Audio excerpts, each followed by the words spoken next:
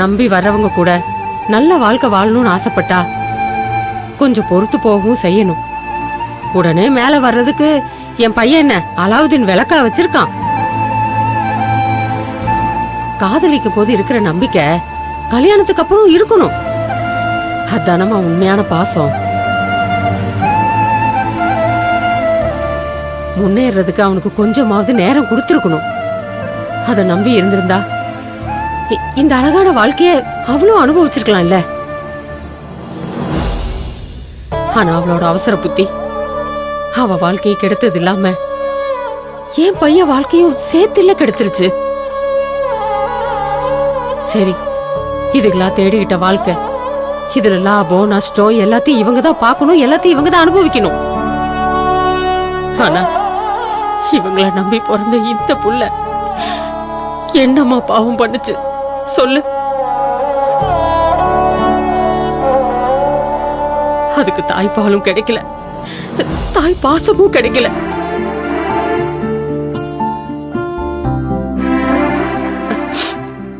ஆனா ஒண்ணுமா, ஒரு விஷயத்துல நான் பெருமைப்பட்டுக்குவேன். என் வளர்ப்பு தப்பாகல. அவன் இந்த பிள்ளைக்கு தாய்க்கு தாயா இருந்து இப்ப வரைக்கும் எந்த குறையும் இல்லாம அவன் நல்லா பாத்துக்கிறான். ஆனா என்னதான் தாய்க்கு தாயா பாத்துக்கிட்டாலும் தாய் இருக்கிற மாதிரி ஆகுமா சொல்லுமா? இன்னைக்கு என்னதான் என் புள்ள காசு பணத்தோட வசதியா இருந்தாலும் இந்த மாதிரி சமயத்துல பெத்த புள்ள பக்கத்துல அம்மானு ஒருத்தி இருக்கணும்ல.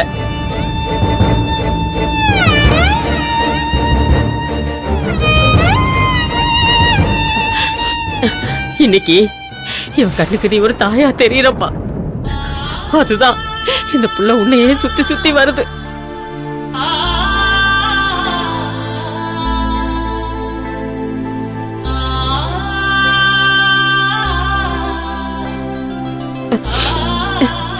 அம்மா, கடவுள் எல்லாத்தையும் கணக்கு போட்டுதாம்மா பண்ணுவான். ஒரு விஷயம் இல்லைன்னு நினைச்சு வருத்தப்படுறதுக்கு இப்ப இருக்கிறத நினைச்சு சந்தோஷப்படுறது தானே புத்திசாலித்தனம். நாம நம்ம குறைய நினைச்சு கவலைப்படுறோம். ஆனா நமக்கு கீழே எத்தனையோ பேரு பல கஷ்டங்களை சுமந்துகிட்டு இருக்காங்க. இப்ப வரைக்கும் கை கால் சுகத்தோட அடுத்த வேளை சோத்துக்கு நாம கவலைப்படாம இருக்கிறத நினைச்சு நாம பெருமைப்பட்டுக்க வேண்டியதுதான். உங்க நல்ல மனசுக்கு எல்லாமே நல்லதா தான் நடக்கும். பாட்டி, எங்க அம்மா பத்தி மட்டும் பேசாத. எனக்கு என்னைக்கும் எங்க அப்பா மட்டும்தான். இப்ப எனக்காக ஆன்ட்டியும் இருக்காங்க, அது போதும். திவ்யா, அப்படிலாம் சொல்லக்கூடாதுமா. பெரியவங்க என்னைக்கும் நம்ம நல்லதுக்காக மட்டும்தான் யோசிப்பாங்க, சரியா? அதுவும் இல்லாம இன்னைக்கு உனக்கு ஒரு நல்லது நடக்க போகுது. இப்படி மூஞ்ச கோவமா வச்சிருந்தா நல்லாவா இருக்கும்? சிரிச்ச முகமா இருந்தா தானே நல்லா இருக்கும். எங்க சிரி சிரி சிரி சிரி சிரி.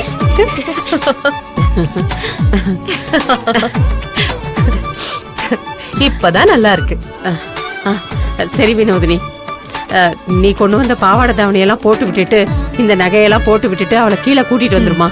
நான் போய் மத்த வேலையெல்லாம் பாக்குறேன். சரிங்கம்மா. சரியா? தங்கம்.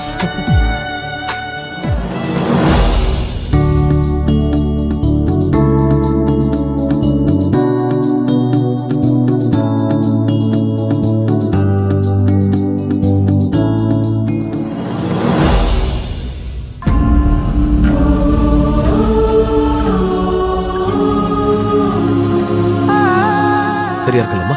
இப்பெல்லாம் சரியா இருக்குப்பா. ஆமா.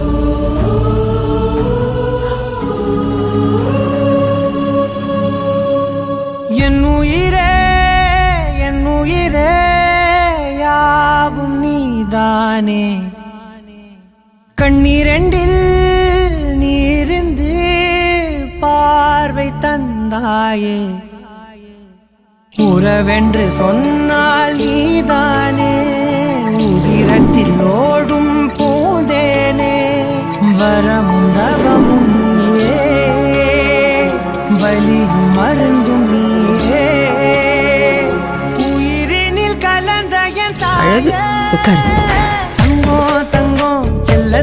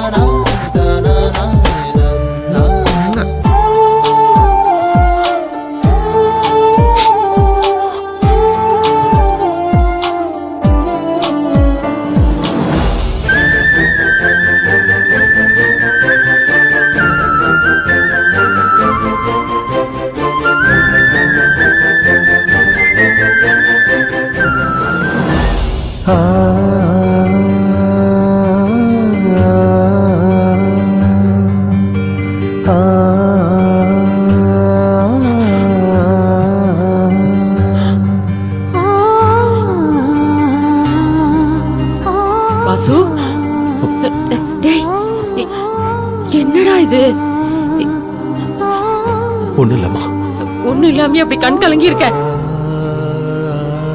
சொல்லுடா. என்னன்னு சொல்றதுன்னு தெரியலம்மா. என்னென்னமோ ஞாபகத்துக்கு வருது. ஹாஸ்பிட்டல்ல திவ்யாவை என் கையில கொண்டு வந்து கொடுத்தப்போ இனி அவதான் என் உலகம், எல்லாம் சரியாயிடும் நினைச்சேன்.